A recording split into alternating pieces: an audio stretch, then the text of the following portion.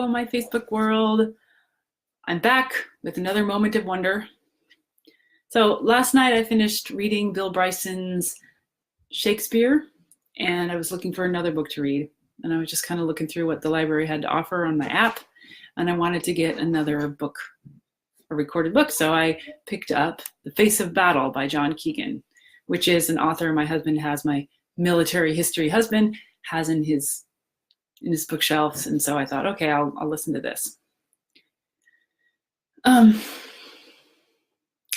It's really good. He's got a lot to say, and I don't actually do that much military history, so this is a different set of things to learn.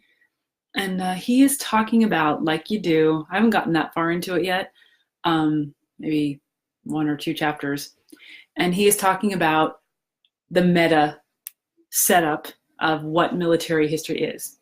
This author, I believe it was his first book, and it's widely regarded as his best. And so he's talking about what military history means, and these people say you should do this, and these people say you should do that, and this is how you're supposed to get it. You should get a view from long ago, a view from the generals, this and that. But he is talking about what it feels like, the experience of battle from the perspective of the people who are in combat. He has a very particular definition of combat, but still, he's saying the people that were there, who were living through it, experiencing it, have a really important perspective. He's saying that military history should include, if at all possible, the perspective of the people who were fighting the fight when it was being fought. Isn't it funny that that's not the default? At this moment in history, at this moment in time, we think a lot about authenticity.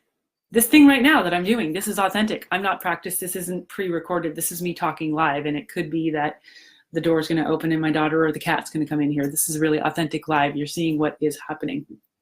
Which reminds me, if you are watching live, please say something in the comments. If you're watching the replay, please make a comment. Let me know. I really like to know that you're watching these, and I like this to be a start of a conversation. So please let me know.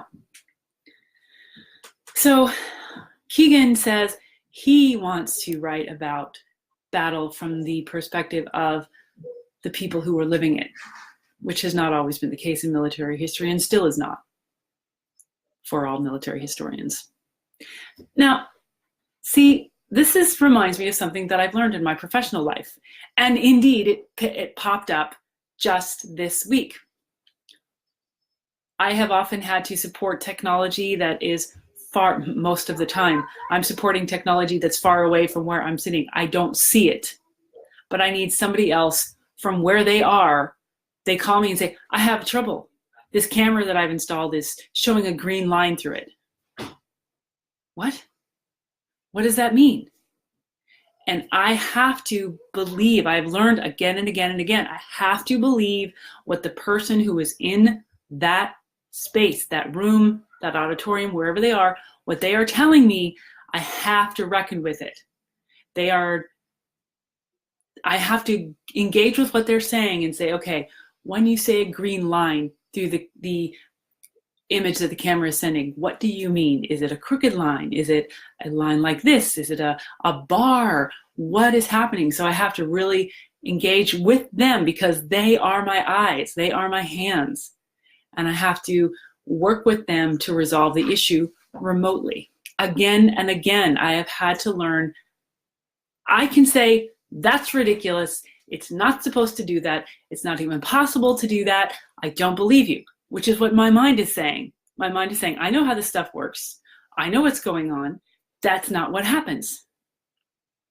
But all the ways that things can happen differently than you expect can happen. All of it's possible.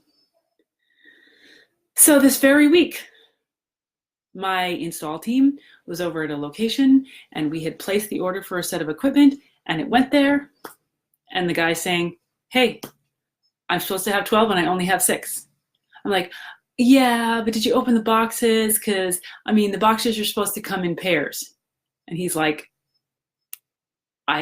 he said, oh no, I only have 6. I'm like, These days I can say, send me a photo of the 6 with the boxes open so I know for sure that you only have 6. At the same time, I was looking at, hey, 4 boxes were delivered. I have 4 different tracking numbers from FedEx. Did you get all 4?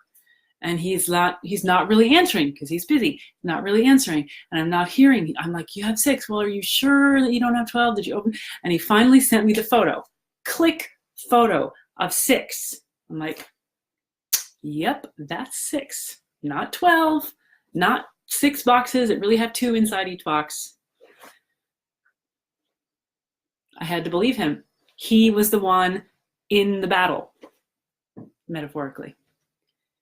So I'd hurry up and get a rush order of having 6 more delivered to site. That happens. I have to believe the people on site. In a way, they have to believe me too, because I'm the one that has to like resolve it to get it fixed for them and what they do next. There's another book that I read. Gosh, what was it?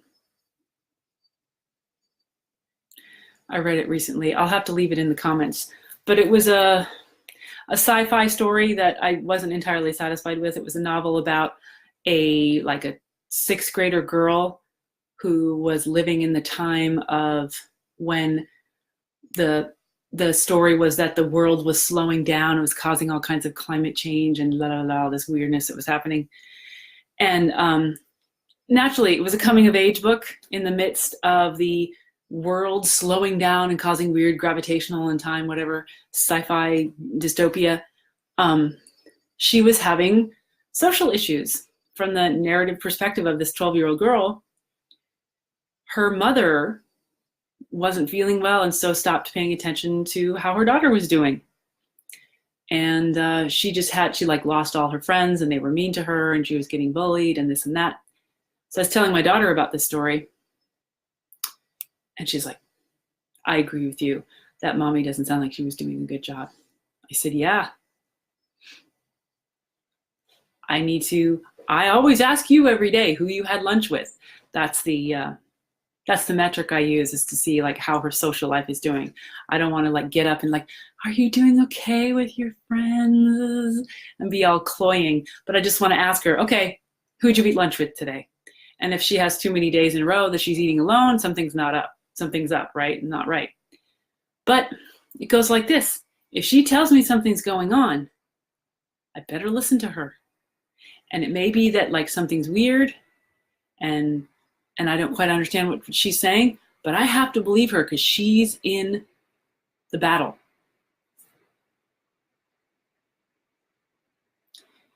I've learned it again and again and again. And even if I hear a report that sounds not possible from a field install in Japan or Germany or wherever, or Canada or Alabama, wherever, I have to believe them and I have to reckon with what they're talking about. I also have to do that with my daughter because her world of elementary school is as foreign to me as a whole other country. But I have to believe what she's doing and what she's telling me, even if I have to tease out what it is that it really means and what we can do about it. So my very first chapter of The Face of Battle reminds me of some principles for how to live my life now. And you have to trust the people, and you have to really listen to the stories of the people, the authentic stories, even if they sound completely strange, of the people that are living the experience, whether they be coworkers or vendors, people that are giving you something that you need, clerks, and my own beautiful little daughter. You have to believe what they're saying, just like you have to believe the crazy stories. Believe with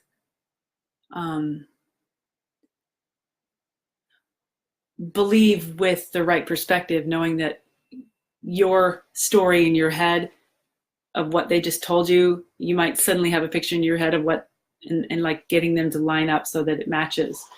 But yeah, you can't think you know better than them. You really have to grapple with it, start with the idea that what you're hearing is true, and get to the part where you can actually take action on it. So that's what I'm thinking about. I have a feeling that Keegan's book is going to give me more and more reasons to come here and tell you about what I'm reading, but that is why I have these. I'd love to hear your thoughts on it. If you yourself are a veteran of a battle, I'd love to know about it. So go ahead and leave me comments, and thank you for listening, for watching. Bye.